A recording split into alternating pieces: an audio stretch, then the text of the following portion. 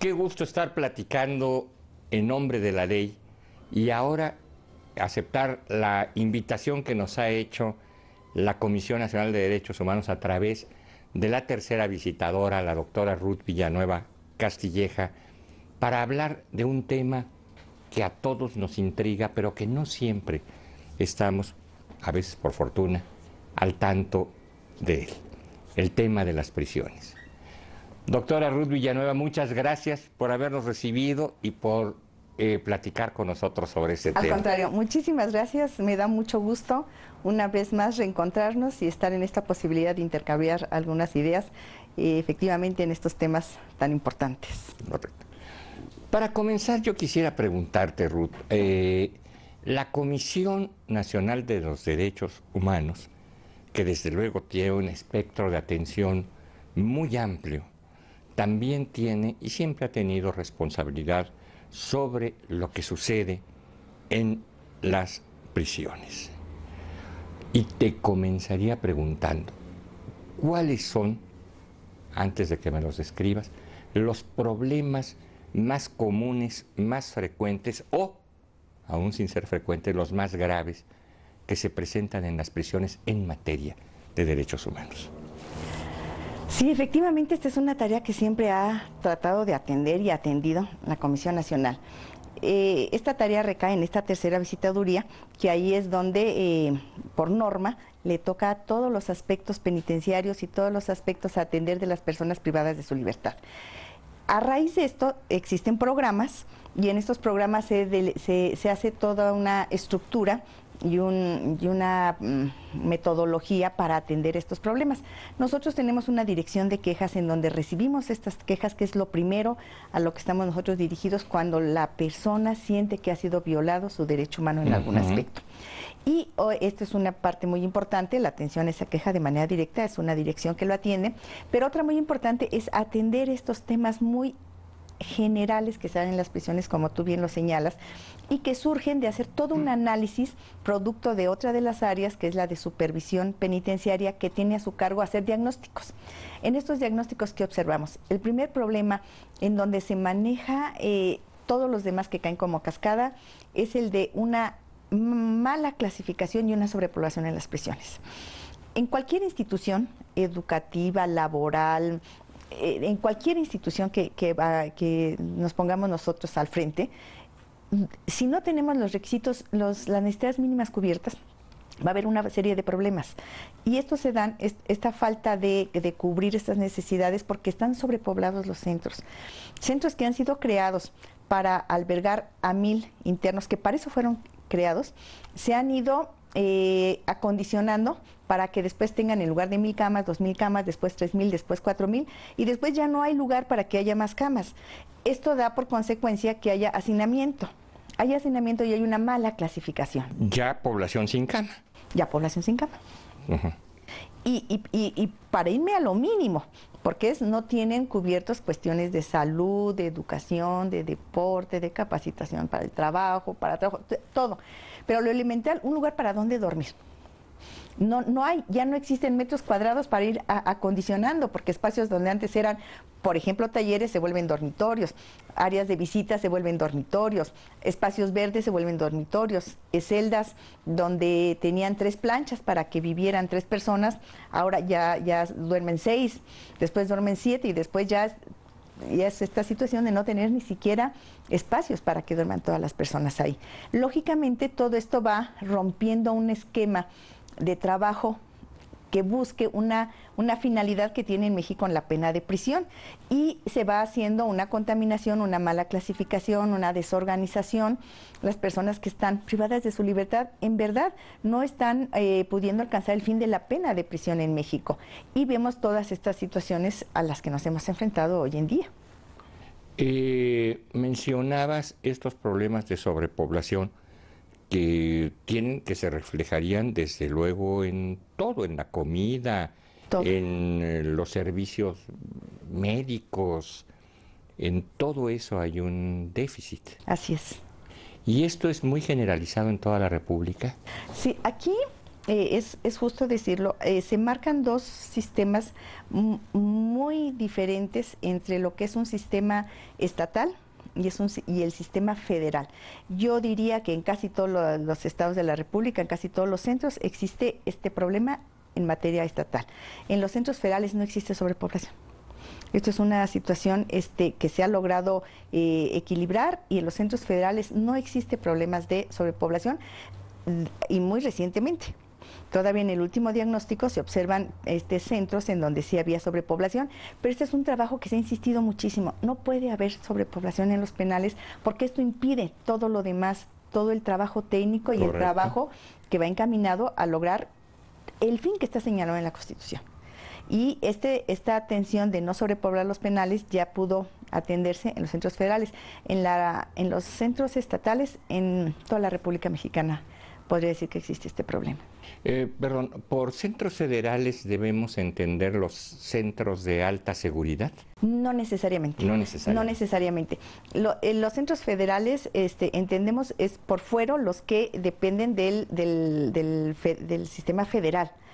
No dependen de un sistema estatal como las entidades federativas. Los que manejan los gobiernos de los estados o de la Ciudad de México. Así es.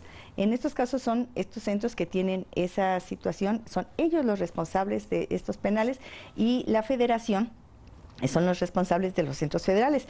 Y en los centros federales lo que sucedió y sucede hoy en día también, que esta imagen que se da, cuando se crean los primeros centros federales, el Centro Federal, el 1, el 2 y el 3, el que está en el Estado de México, el de Jalisco, y el de Tamaulipas, se crearon como centros de máxima seguridad, porque efectivamente se vio en su momento la necesidad de tener centros que cubrieran otro tipo de atención y de sistema de seguridad para otro tipo de internos que requerían mayor seguridad, y por eso se crearon. Pero los centros pueden ser de mínima, de máxima y de media. Y de hecho, por ejemplo, tenemos un penal federal que siempre ha sido, se ha tratado de cuidar que sea de mínima seguridad, que es el de Islas Marías.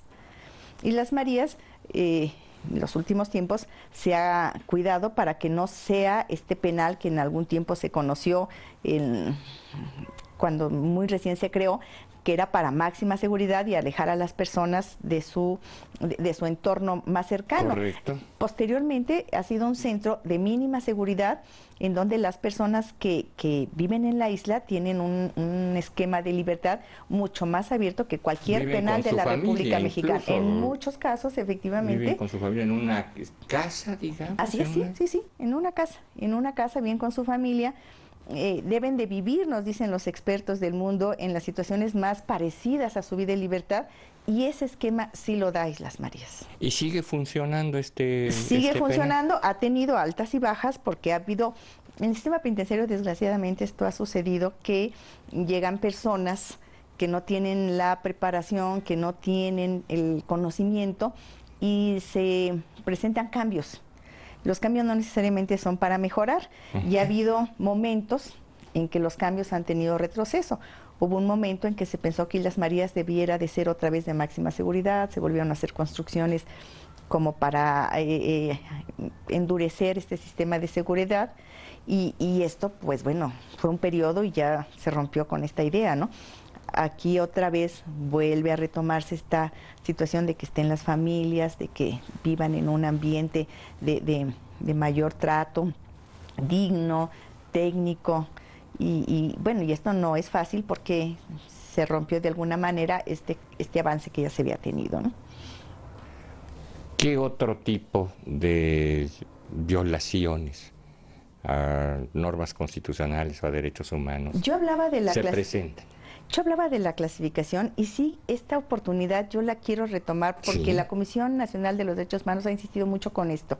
Si ya partimos de la base de que los centros federales se crearon y tienen una cierta condición y una cierta normatividad, y en fin, la Constitución nos dice, la clasificación tiene que ser por hombres y mujeres, menores de edad y adultos, y procesados y sentenciados. Este es lo mínimo que hablaríamos de una Constitución. En México existen muy pocos centros para mujeres. No hay esa separación de hombres y mujeres, están en un mismo centro divididos por una barda. Entonces, la verdad es que una barda no es nada, porque todos los servicios generales los tienen en el mismo centro. El área de visita, muchas veces los talleres. Los comedores.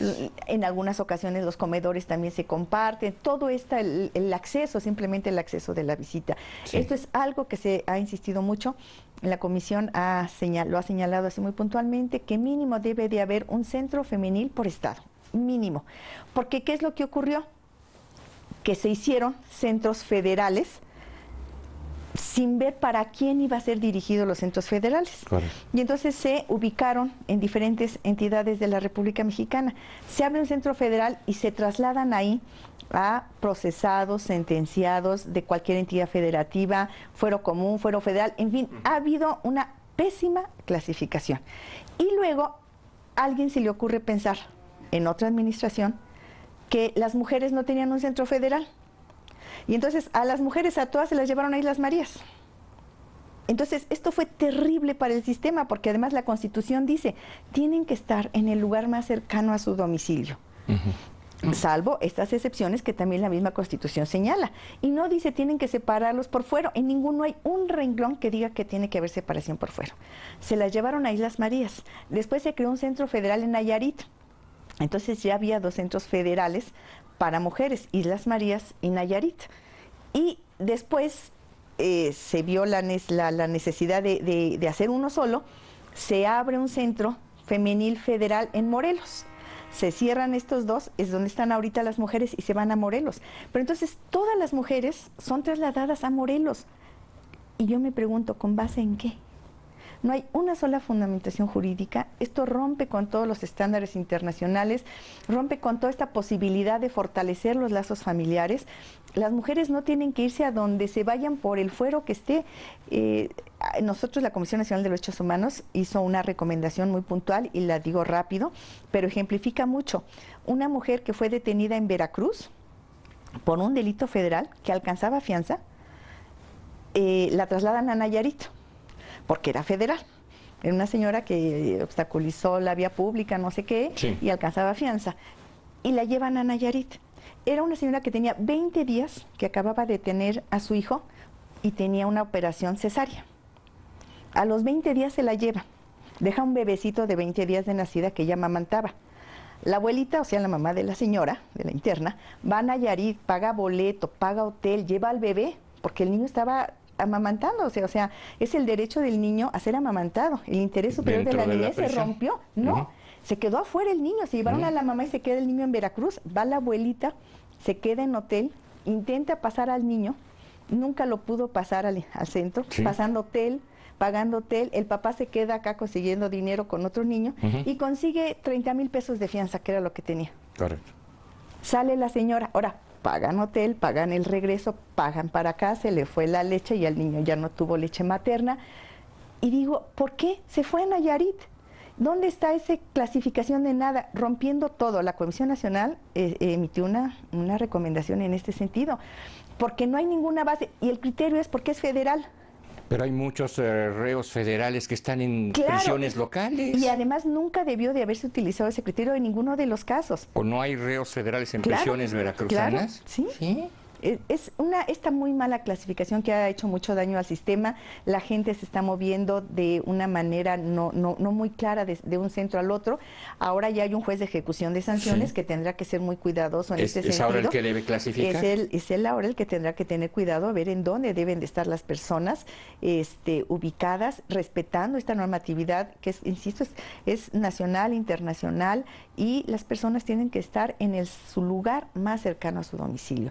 Vamos a una brevísima pausa y regresaremos para seguir platicando con Ruth Villanueva sobre el tema de las prisiones.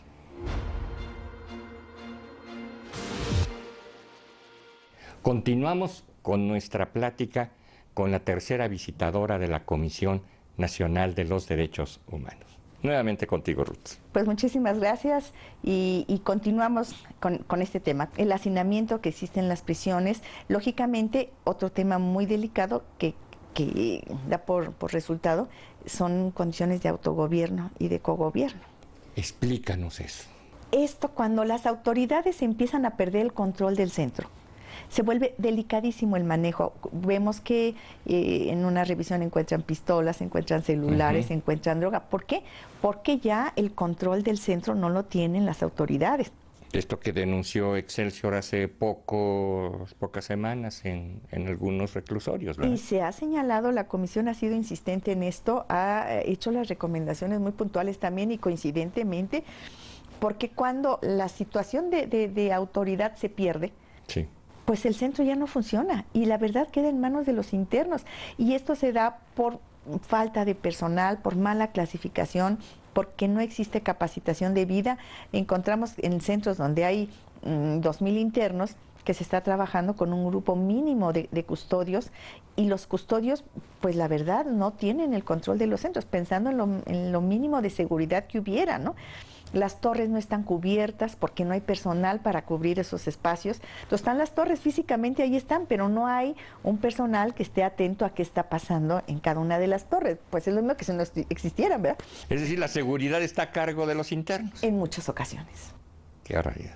Este es uno de los grandes problemas. También un problema también muy severo, que es una ausencia que se presenta en muchos casos, es las condiciones de salud, el derecho a la protección de la salud no está cubierto porque faltan medicamentos, porque falta personal, las instalaciones no son las adecuadas, en muchas ocasiones tienen que salir los internos a otros establecimientos para poderse atender.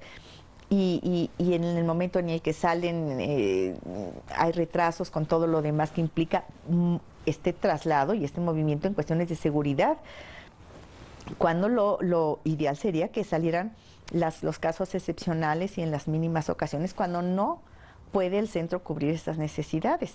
Ahora ya hay una ley nacional de ejecución penal. Correcto. Esta ley va a dar otro trabajo para otras instancias, porque ya en esta ley se habla de una corresponsabilidad. Entonces, por ejemplo, en este caso el área de salud tendrá que estar trabajando de manera muy armónica con todo este sistema para que efectivamente se pueda cubrir y atender este derecho de la protección de la salud. Lo mismo que educación.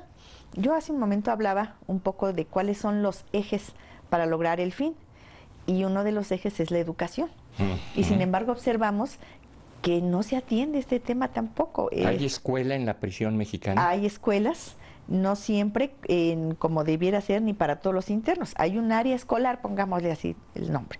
Existe el área escolar casi en todos los centros. Pero esta área escolar pues no tiene los maestros que alcance para cubrir la población, no tiene las condiciones mínimas para que pueda ir una gente y estar efectivamente haciendo un proceso de aprendizaje, ¿no? Y esto es algo donde se tendrá que trabajar con una corresponsabilidad también con la Secretaría de Educación para atender este tema. Esto se tiene que, cuando hablamos de cuál es la problemática, pues es que son muchas problemáticas que se tendrá que ir atendiendo, porque ya en las prisiones no pueden seguir manejándose así como que, pues a ver si sobrevive el interno o la propia institución. O sea, sí se tiene que voltear la mirada con una manera responsable, porque además está la norma. Están en muchos casos las instalaciones. En los centros federales se cuentan con instalaciones excelentes, las instalaciones son muy buenas instalaciones, pero ¿qué observamos? Que no hay médicos, que no hay medicinas. Entonces, bueno, está muy bien el hospital, si alguien va a hacer una visita, le pone 10, está el hospital, perfecto, no hay médicos.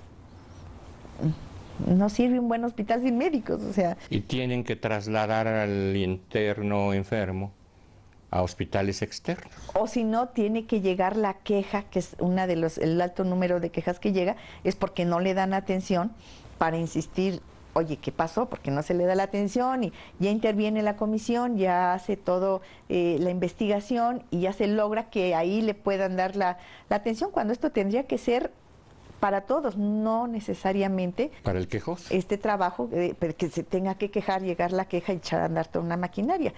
En ese sentido, por ejemplo, la comisión, una situación que ha hecho, creo que muy importante en realidad, ha sido que por medio de una firma que se llevó a cabo con la Comisión Nacional de Seguridad, se tiene presencia permanente ya de los visitadores, no en todos los centros, porque todavía no alcanzamos a cubrir todos los centros, pero federales, porque es la competencia de la comisión, pero sí están ya ahí de planta con un programa de gestión inmediata.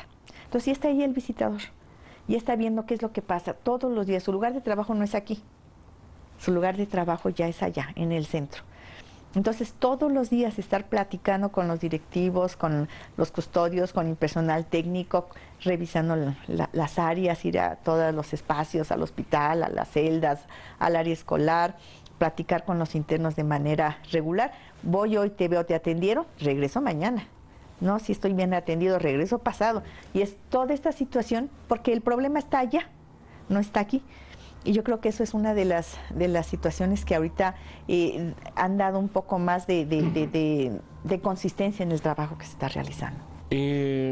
¿Cómo ha sido la reactividad de las autoridades? Es decir, tú haces tu investigación y emites una resolución, bien sea una recomendación, bien sea una conciliación, etcétera. Y la autoridad, bien sea federal, bien sea estatal, bien sea de la Ciudad de México, ¿cómo responden? Lo voy a decir más directo. ¿Hacen caso o son oídos sordos? Algunas veces hacen caso, otras veces no hacen caso, otras veces hacen lo que pueden y no alcanza. Sacamos hace muy poco tiempo, sacó la Comisión Nacional de Derechos Humanos una recomendación general sobre la situación de las cárceles municipales. Y volvemos a esta cuestión de clasificación.